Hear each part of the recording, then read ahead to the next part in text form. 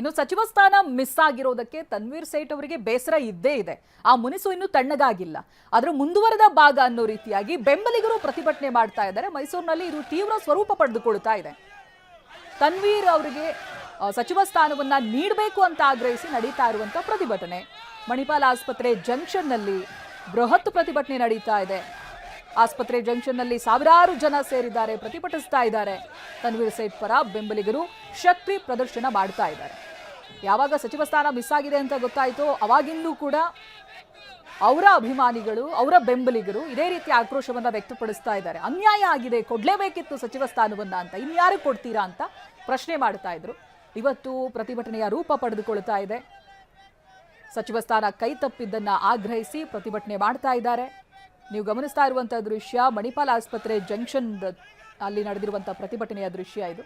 ಸಾವಿರಾರು ಸಂಖ್ಯೆಯಲ್ಲಿ ಜನ ಸೇರಿದ್ದಾರೆ, ಶಕ್ತಿ ಪ್ರದರ್ಶನ ಮಾಡ್ತಾ ಇದ್ದಾರೆ.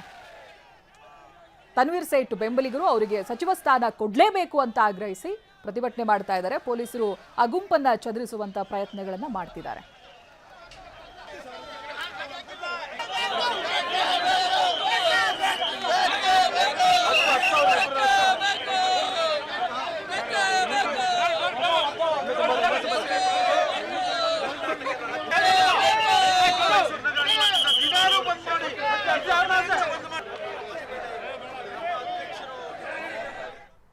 ಇನ್ನು ದೆಹಲಿಗೆ ತೆರಳೋದಕ್ಕೂ ಮುನ್ನ ಸಿಎಂ ಅವರು ದಿನೇಶ್ ಗುಂಡೂರಾವ್ ಅವರನ್ನ ಭೇಟಿಯಾಗಿದ್ದಾರೆ. ಸಚಿವ ಸ್ಥಾನ ಸಿಗ್ಲಿಲ್ಲ ಅಂತ ದಿನೇಶ್ ಗುಂಡೂರಾವ್ ಕೂಡ ಮುನಿಸ್ಕೊಂಡಿದ್ದಾರೆ. ಅವರ ಮುನಿಸು ಶಮನ ಮಾಡೋದಕ್ಕೆ ಖುದ್ದು ಸಿಎಂ ಡಿಕೆ ಅವರನ್ನ ಭೇಟಿಯಾಗಿದ್ದಾರೆ. ದಿನೇಶ್ ಅವರ ನಿವಾಸಕ್ಕೇನೆ ಹೋಗಿದ್ದಾರೆ. ಡಿಕೆ ಶಿವಕುಮಾರ್ ಅವರನ್ನ ಭೇಟಿಯಾಗಿದ್ದಾರೆ. ಗಮನಿಸಬಹುದು, ಕೂತು ಮಾತನಾಡಿರೋದು ಡಲಸ್ ಕಾಲೋನಿ ನಿವಾಸದಲ್ಲಿ ಇಬ್ರು ಕೂಡ ಭೇಟಿಯಾಗಿದ್ದಾರೆ.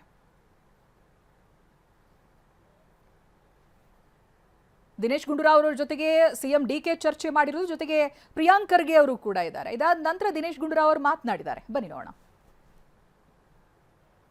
ಈಗ ಒಂದು ಮಹಿಳಾ ಸ್ಥಾನವನ್ನ ಭರ್ತಿ ಮಾಡಬೇಕು ಅನ್ನೋದಿದೆ, ಇನ್ನೊಂದು ಇನ್ನೊಬ್ರು ಹಿರಿಯರಿಗೆ ಅವಕಾಶ ಮಾಡಿಕೊಡ್ಬೇಕು ಅಂತ ನೋಡಿ. ಅದಕ್ಕೆಲ್ಲ ನಮ್ಮ ಪಕ್ಷದ ಲೀಡರ್ಸ್ ಇದ್ದಾರೆ, ವರಿಷ್ಠರಿದ್ದಾರೆ, ಸಿಎಂ ಇದ್ದಾರೆ, ಎಲ್ಲ ಕೂತ್ಕೊಂಡು ತೀರ್ಮಾನ ಮಾಡ್ತಾರೆ. ದೆಹಲಿಗೆ ಹೋಗ್ತಾ ಇದ್ದಾರೆ.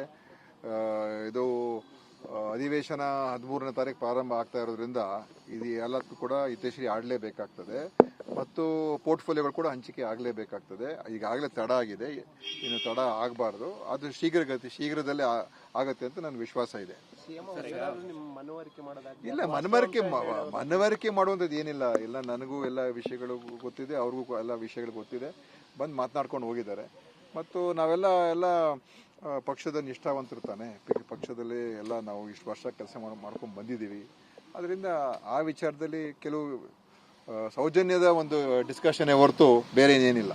ಸರ್, ಈಗ ಒಂದು ಮಹಿಳಾ ಸ್ಥಾನವನ್ನ ಭರ್ತಿ ಮಾಡಬೇಕು ಅನ್ನೋದಿದೆ, ಇನ್ನೊಂದು ಇನ್ನೊಬ್ರು ಹಿರಿಯರಿಗೆ ಅವಕಾಶ ಮಾಡಿಕೊಡ್ಬೇಕು ಅಂತ